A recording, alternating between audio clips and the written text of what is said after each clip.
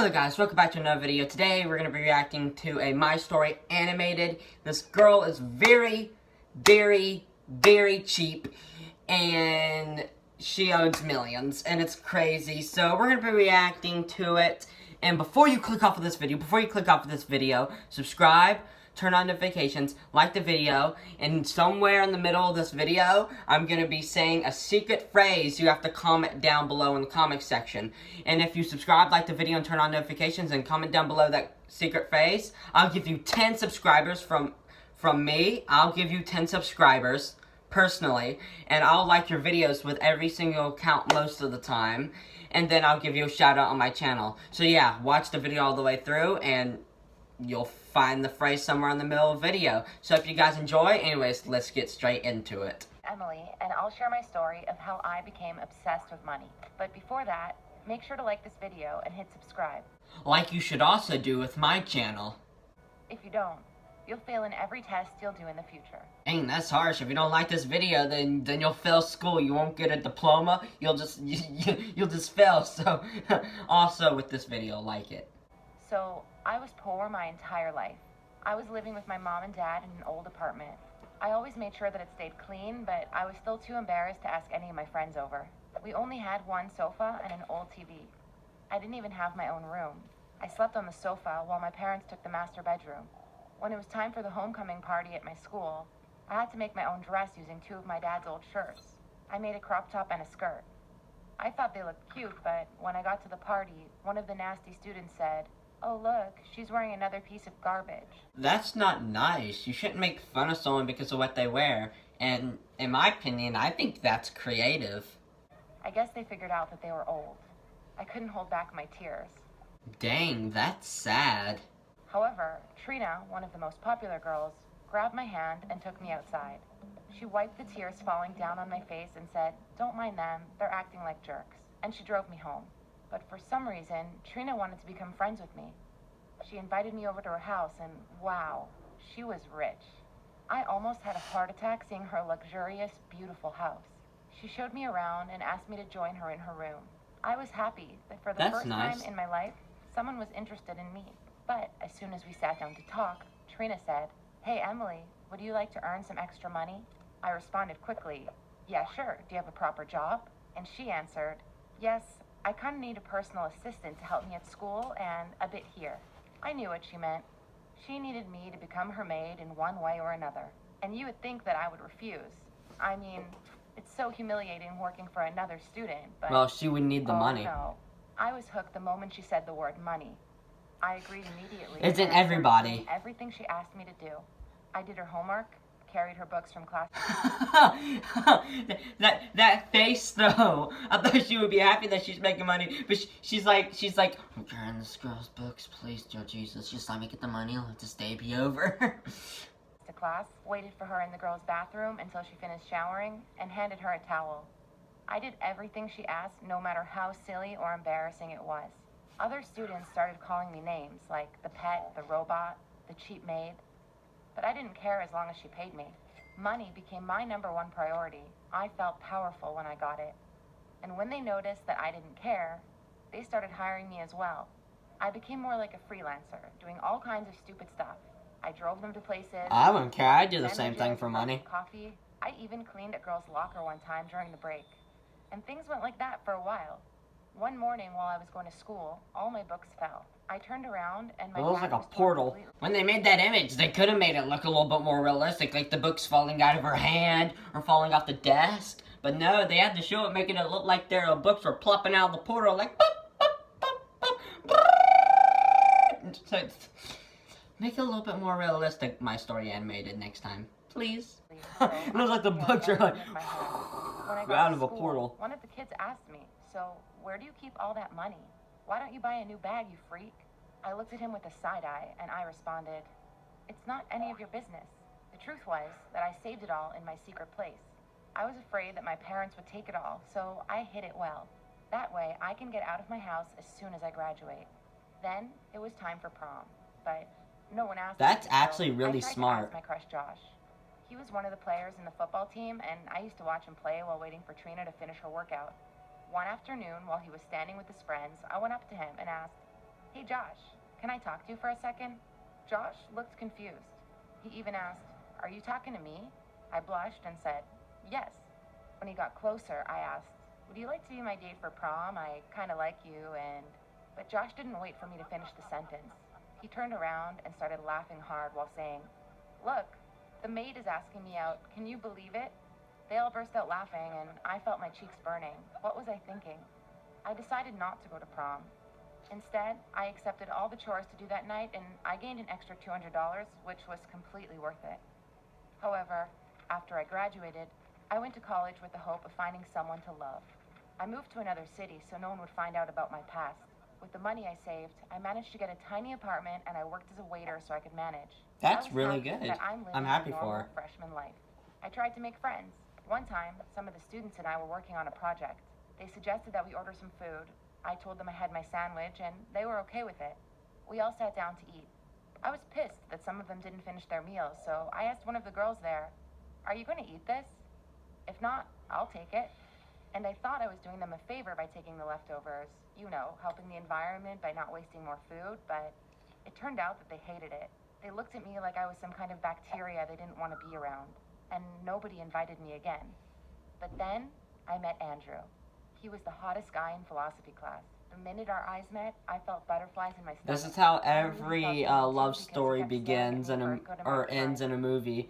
The person that popular gets to date the popular person, then they become popular. It always ends like that in love movies. It's crazy. Or a lot of love movies. I said yes immediately, and we agreed to meet later that evening in one of the coffee shops near the college. Andrew was super nice. We had an amazing coffee date, which he paid for, which made me happy. And at the end of the night, he kissed me on my cheek and asked me again for dinner on the weekend. This time, we went to this fancy restaurant, and we had such a wonderful time there. Andrew kept talking about his high school years and how wonderful they were.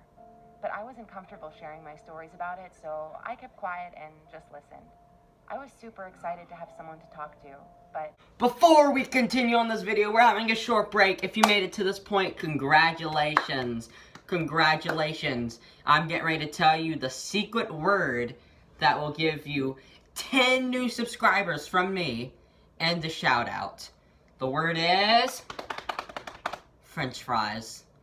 So if you subscribe, like the video, not dislike. If you subscribe with notifications, like the video, and type in French fries in the comment section, then you'll get 10 subscribers from me and a shout out, which the shout out won't probably get you that much attention since I'm a little YouTuber, but the 10 subscribers that I'll be giving you, I will be helping you out with all accounts. So say I'm signed in on one account, then I'll like your video on that account. Or say I'm signed in with a different account, I'll like and comment with that account. Just so whichever account I'm on, you'll always get a like from me. Maybe if I'm in a good mood, I'll give you likes from all the accounts.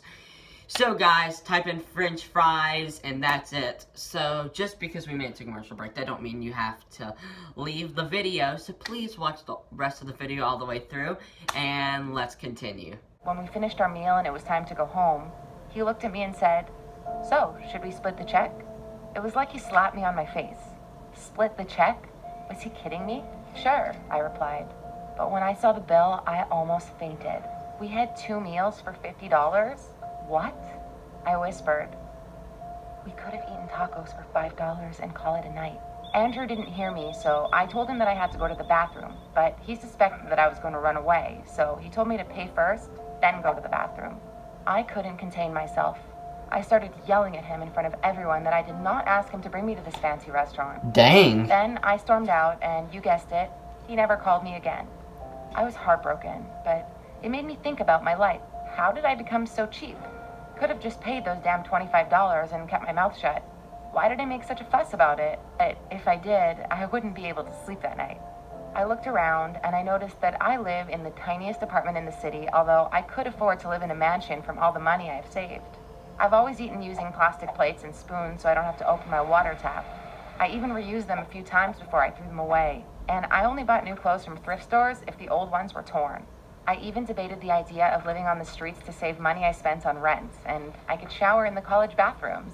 Oh my god, I was cheap. She's like Mr. Krabs from SpongeBob. Getting angry with myself, I made peace with it. I'm cheap, and I'm proud of it. If Andrew didn't like that, then that's his loss. Money is everything in life, whether he liked it or not. With that mindset, I began to look for more ways to save money. I needed to see the number in my bank account going up and not a dollar down. I went dumpster diving looking for food, and sometimes I went to homeless shelters to get a free meal. I also started collecting plastic bottles from the streets and recycling them to get extra pennies. But that got me in trouble once. I realized that one of the big restaurants keeps their plastic bottles in the trash bins in the street behind it. So I started going there at night to take as many bottles as I can. One night, when I was filling my bag with the plastic bottles, I heard a creepy voice behind me saying, "Hey, you, stop right there." My blood ran cold. I stopped and turned around. Dang, is that even possible to do that with your arm? It's like you walk into your parents' bedroom at night. Mom, my arm is frozen. Oh, how did that happen? Well, you know, I heard a creepy noise in my closet, and you know, my arm just... Oh, there it goes. Crackles. Time to go to the hospital. That'd be crazy if that actually happened. There's a few things in here that don't look realistic that they put into here. I think they put them in as a figure of speech, but please make things more realistic. Thank you for your time. Let's continue. Giant mess. Their clothes were dirty as well, and one of them asked, "We've been wondering who's been stealing our share. What are you doing here?" Then he came and snatched the bag out of my hand and said strictly, "Stick to your zone or else you'll have to deal with the consequences." I nodded my head and ran away. My heart was beating fast like never before. I thought the man wanted to hurt me. I later found out that the homeless in my city had divided it into zones. All of them collected plastic bottles to get some money, and I couldn't just go randomly and collect the bottles like I wanted to. So I collected bottles in the area near me and stopped going to new places. I was doing well, but I was still lonely. Andrew told everyone about me, and just like high school, students were not excited to have me. She should just get a good job, get a good house, and online dating. live like a normal I signed in one of the person. dating apps and started looking for the perfect man. But after some digging, I came across something better. A group on Facebook for cheap people. It was not a joke. They had it in the description box right there. "We are cheap people looking for partners." Straight to the point, I muttered. I immediately joined. The joining process was hilarious. You have to answer questions on how to save money on a daily basis. They really wanted to make sure we were cheap. But that led to something exciting. 2 days later, I had a message from a member called Tom saying he was interested in me, and he would like to ask me on a date. "Where?" I asked. Tom replied confidently, "The beach, of course. It's free, and please bring your own snacks. I'll bring mine." I was impressed by how honest he was from the first time, and I've never been so excited about a message in my entire life. I was so excited that I went to the secondhand store and swapped one of my old dresses with another one. We went to a date on the beach on the weekend. It was magical, enjoying the sunset together. Tom was extremely hot, and we couldn't stop talking and sharing our experiences and secrets on how to spend less money. But when we got up to go home, we both So they're noticed both a nickel cheap. on the sand. Without giving a second thought, we both went for it, but Tom was faster and he got it first. We looked at each other and I said, "It's mine. I saw it first. Give it back." But Tom objected, "No, I saw it first." Then he opened his hand and we found out that it was a shiny bottle cap and not a nickel. We both burst out laughing at the same time. And while we were laughing, I looked at him and all I thought about was, I think I found my soulmate. I think I'm in love. And I'm pretty sure he was thinking the same thing. Already? 10 years later, Tom and I are still together living in my tiny apartment.